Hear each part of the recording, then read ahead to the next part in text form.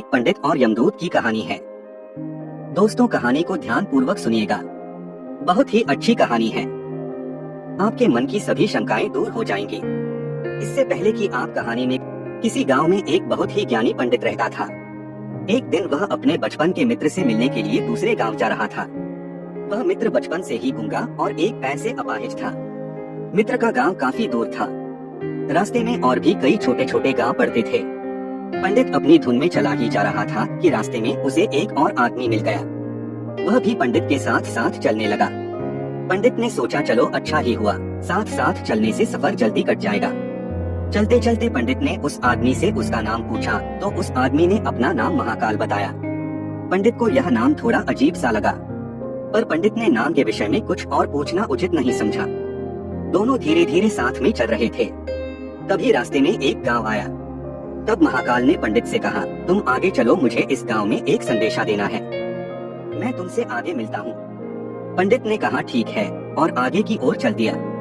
तभी ही गांव में खबर फैली कि एक व्यक्ति को भैंसे ने मार दिया है। जैसे ही भैंसे ने उस व्यक्ति को मारा, ठीक थोड़ी ही देर में महाकाल आ गया। फिर चलते चलते दोनों एक दूसरे गांव के बाहर पहुंचते हैं, जहां पर एक छोटा सा मंदिर बना था। ठहरने की व्यवस्था भी अच्छी लग रही थी। पंडित के मित्र का भी गांव वहां से दूर था और रात्रि होने वाली थी। तो पंडित ने कहा, रात्रि होने वाली है, पूरा दिन चलते चलते थकान भी लग रही है और भूख भी लगी है, तो यहीं भोजन करके आराम कर लेते हैं। सुबह आराम से आगे का सफर करेंगे। महाकाल ने कहा, ठीक है, मुझे इस गांव में किसी को कुछ जरूरी सामान देना है। तुम खाना खा लो और आराम करो, मैं बाद में आकर खा लूंगा। इतना कहकर वह चला गया। लेकिन उसके जाते ही कुछ ही देर में उस गांव में धुआं उठता दिखाई दिया और देखते ही देखते पूरे गांव में आग लग गई। पंडित ने आश्चर्य से सोचा, यह महाकाल जहां भी जाता है वहां किसी न किसी तरह की हानि जरूर हो जाती है, कुछ तो गड़बड़ है। लेकिन पंडित ने रात्रि में महाकाल से इस बात का कोई जिक्र नहीं किया। सुबह दोनों ने फिर अपने गंतव्य की ओर चलना प्रारंभ कर दिया। कुछ ही दूर में फिर एक गांव आया तो महाकाल ने पंडित से कहा, आप आगे चलते जाइए, मैं कुछ दूर में आपसे मिलता हूँ। मुझे इस गांव में भी कुछ जरूरी काम है, मैं काम खत्म करके आपसे कुछ आगे मिल लेता हूँ। यह कहकर महाकाल जाने लगा। लेकिन इस बार पंडित आगे नहीं बढ़ा, बल्कि वहीं खड़ा होकर महाकाल को देखता रहा कि अब वह कहाँ जाता है और क्या करता है। तभी लोगों की आवाजें सुनाई देने लगी। किसी व्यक्ति को सांप ने काट लिया है और वह मर गया है। ठीक उसी समय महाकाल फिर से उस पंडित के पास पहुंच गया। लेकिन इस बार पंडित को सहन नहीं हुआ। उसने महाकाल से पूछ ही लिया कि तुम जिस गांव में जाते हो वहां कोई ना कोई नुकसान जरूर हो जाता है, क्या तुम मुझे बता सकते हो ऐसा क्यों होता है? तब महाकाल ने जवाब दिया, पंडित जी, आप तो मुझे बहुत बड़े ज्ञानी मालूम पड़े थे, इसीलिए मैं आपके साथ चलने लगा था, क्योंकि ज्ञानियों का संग बहुत अच्छा होता है। परंतु आप अभी तक समझ नहीं पाए कि मैं कौन हूँ। पंडित ने कहा, मैं समझ गया हूँ, लेकिन मुझे कुछ शंका है।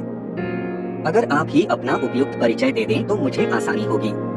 महाकाल ने जवाब दिया, मैं यमदूत हूँ और यमराज की आज्ञा से उन लोगों के प्राण हरण करता हूँ जिनकी आयु पूर्ण हो चुकी है। हालांकि पंडित को पहले से ही इस बात की शंका थी, फिर भी महाकाल के मुंह से यह सुनकर पंडित घबरा गया। लेकिन फिर से हिम्मत करके पूछा, अगर ऐसी बात है और तुम सचमुच ही यमदूत हो तो बताओ, अगली मृत्यु किसकी है?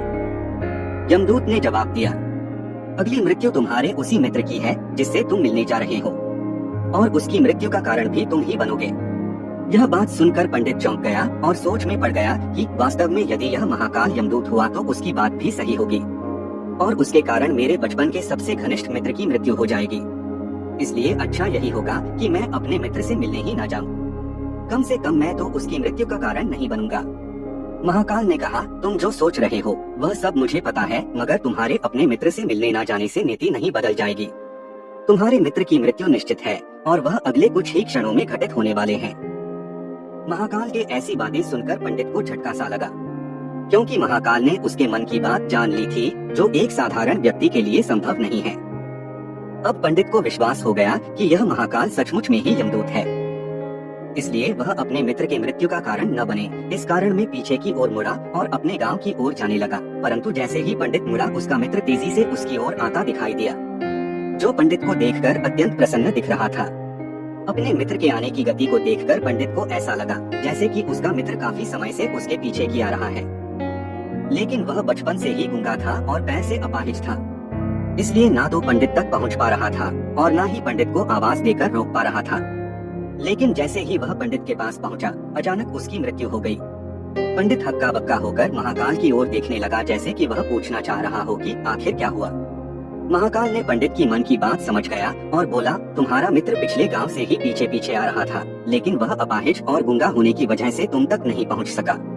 उसने अपनी संपूर्ण ताकत लगाकर तुम तक पहुंचने की कोशिश की, लेकिन बुढ़ापे में बचपन जैसी ताकत नहीं होती, इसलिए हृदयाघात के कारण तुम्हारे मित्र की मृत्यु हो गई। क्योंकि तुमसे मिलने के लिए वह अपनी सीमाओं को लांघते हुए तुमसे मिलने के लिए पीछे पीछे भाग रहा था, इसलिए अपने मित्र की मृत्यु का कारण तुम ही बने हो। अब पंडित को विश्वास हो चुका था कि सचमुच में महाकाल एक यमदूत है और उसका कार्य जीवों के प्राण करना है।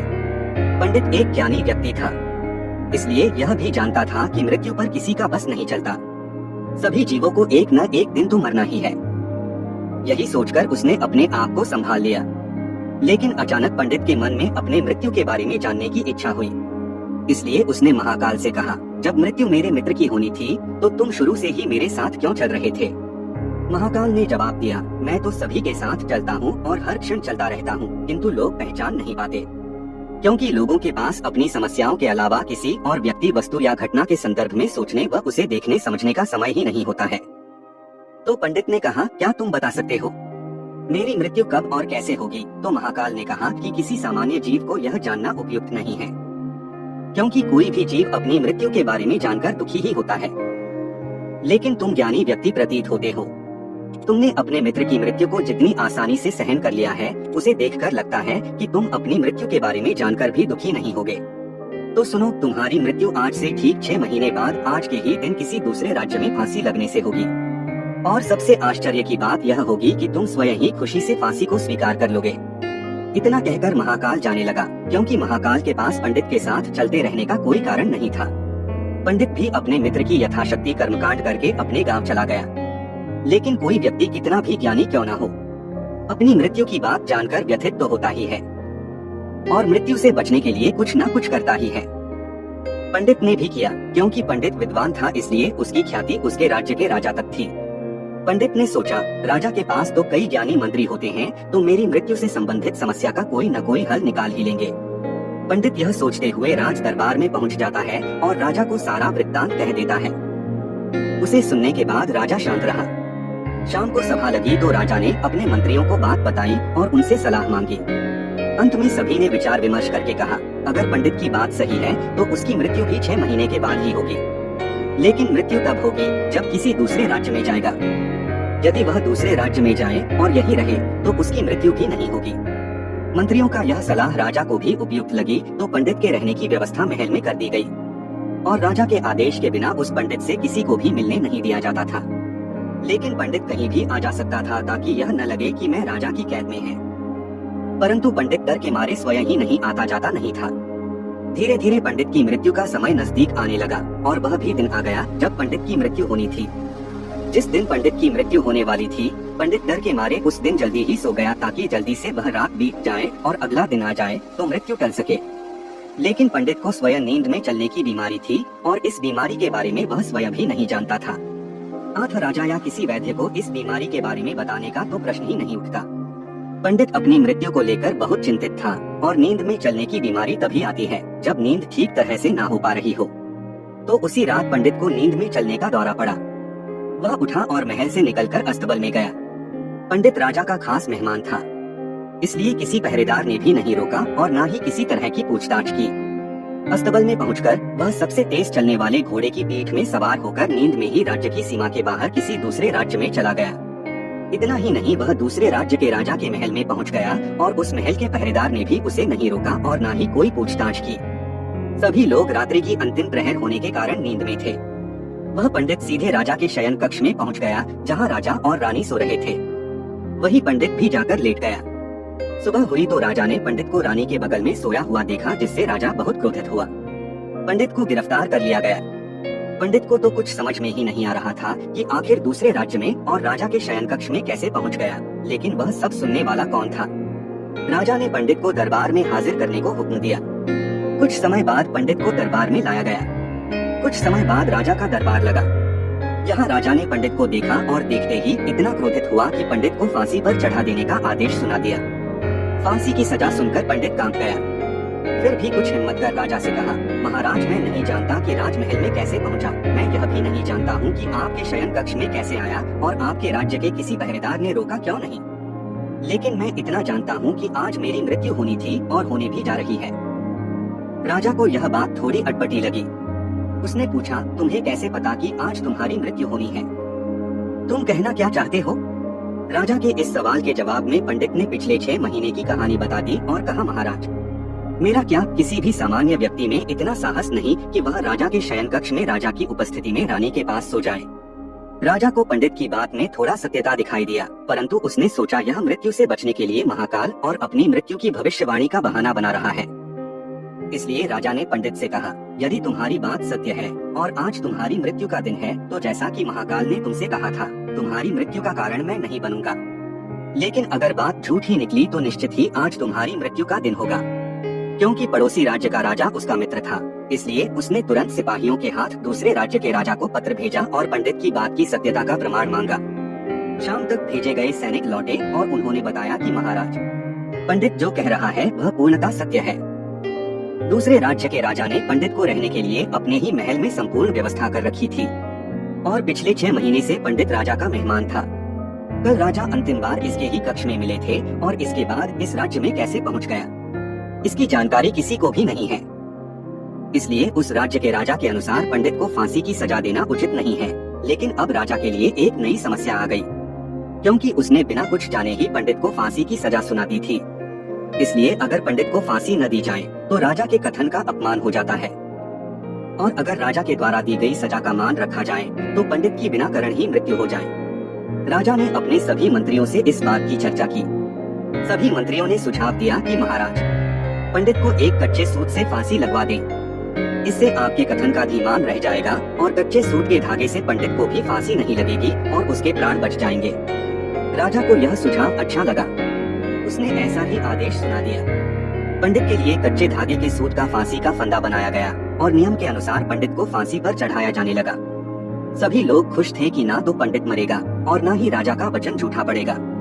पंडित को भी विश्वास था कि सूत के धागे से तो उसकी मृत्यु हो ही नहीं सकती, इसलिए वह भी खुशी खुशी फांसी पर चढ़ने को तैयार था, जैसा कि महाकाल ने उससे कहा था। लेकिन जैसे ही पंडित को फांसी दी गई, सूत का धागा तो टूट गया, लेकिन टूटने से पहले उसने अपना काम कर दिया था। पंडित के गले की नस सूत के धागे से कट चुकी थी और पंडित जमीन पर पड़ा तड़प रहा था। हर धड़कन के साथ उसके गले से खून की फुहार निकल रही थी और देखते ही देखते पंडित का शरीर पूरी तरह से शांत हो गया। सभी लोग आश्चर्यचकित थे, पंडित को मरते देख रहे थे। किसी को विश्वास ही नहीं हो रहा था कि इस कमजोर से धागे से किसी की मृत्यु हो सकती है, लेकिन घटना घट चुकी थी। नीति ने अपना काम कर दिया था। दोस्तों, जो होना होता है होकर ही रहता है। हम चाहे जितनी भी सावधानियां बरतें, जितना भी उपाय कर ले, लेकिन हर घटना और घटना का पूरा प्रणाली पहले से ही तय होता है, जिसे हम थोड़ा सा भी इधर उधर नहीं कर सकते। इसलिए ईश्वर ने हमें भविष्य जाने की क्षमता नहीं दी है, ताकि हम अपने जीवन को ज्यादा बेहतर तरीके से जी सके। और यही बात उस पंडित पर भी लागू होती है। यदि पंडित ने महाकाल से अपनी मृत्यु के बारे में ना पूछा होता तो 6 महीने राजा की कैद में रहकर डर डर के जीने की बजाय ज्यादा बेहतर जिंदगी जीता। इसलिए जो भी हो रहा है वह भगवान की इच्छा से ही हो रहा है। हमें हमेशा ही भगवान के ऊपर भार छोड़कर अपना कर्तव्य निभाना चाहिए और हमेशा ही खुशी से जीवन जीना चाहिए। यही जीवन का सबसे बड़ा रहस्य है। दोस्तों, कहानी अच्छी लगी हो तो चैनल को जरूर सब्सक्राइब करें, वीडियो को लाइक करें।